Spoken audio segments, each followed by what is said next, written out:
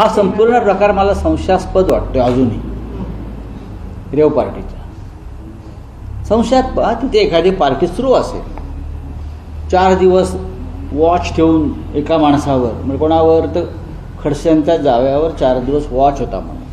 एवढा वॉच जर पहलगावमध्ये ठेवला असता तर ते अतिरेकी पळून नसते गेले, आमच्या महिलांचं कुंकू पुसलं गेलं नसतं, आणि ते अतिरेकी आज जे सापडत नाहीत ते सापडले तरी असते झाल्यावर.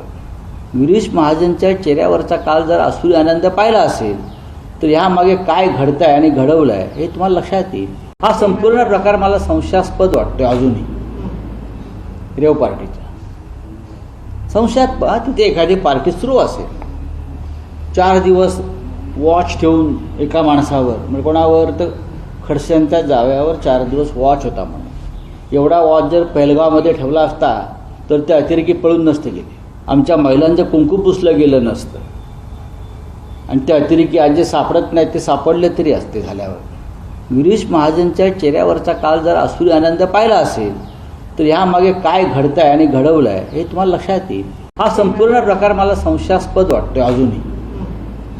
रेव पार्टीचा संशयात तिथे एखादी पार्टी सुरू असेल, 4 दिवस वॉच ठेवून एका माणसावर, म्हणजे कोणावर तर खडसेंच्या जाव्यावर 4 दिवस वॉच होता म्हणून.